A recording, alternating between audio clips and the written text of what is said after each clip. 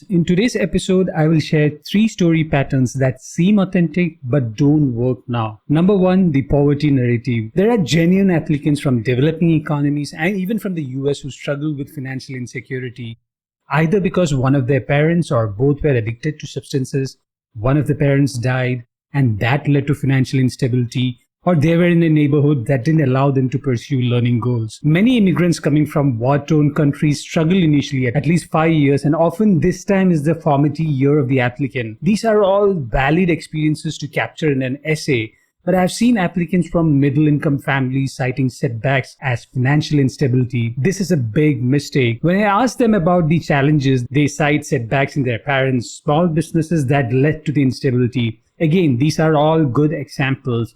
But if the setback was for less than 3 years, I would suggest against using that narrative, because you have to enter your parents' income. And even if you had mentioned the year of the financial setback, the data would be a big contradicting evidence. Naturally, the admissions team will compare you with the applicant who genuinely struggled financially for 10 to 15 years, and they have proof in the form of the parents' income. Their experience overcoming such instability is much more moving for admissions than yours. It's not that you didn't suffer through the setback. Admissions essays work on a comparative scale. The second reason for using the poverty narrative is that many international applicants convert their currency to dollar terms and start assuming that a certain level is automatically considered below the average national income for a family in the US.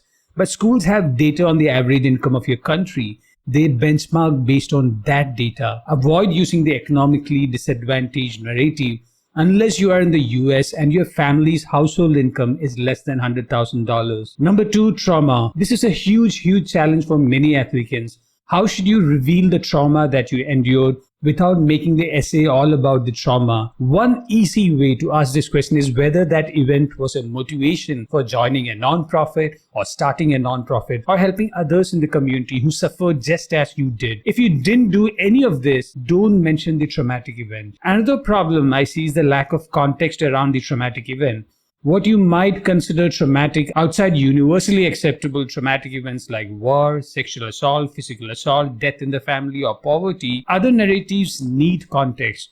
A lot of times what you assume to be a known fact might be limited only to your city, country, or even region and might not have passed on to the US media nationally. The admissions team, like us, lives in a highly distracted, personalized entertainment and news bubble. So when you mention any trauma or experiences that are highly localized, spend extra words explaining why it was trauma for you. Number 3, identity-based narrative. 5 years back, if you are a woman or a LGBTQ or a US minority applicant, there was considerable leeway on how you were judged. Schools were much more open to letting go of certain assumptions about your unique life experiences. But now, post 2020, the competition among LGBTQ and women applicants have increased considerably. So has the competition for US minority applicants. All the cliche narratives about Asian parents starting their restaurants or store might not work as they used to.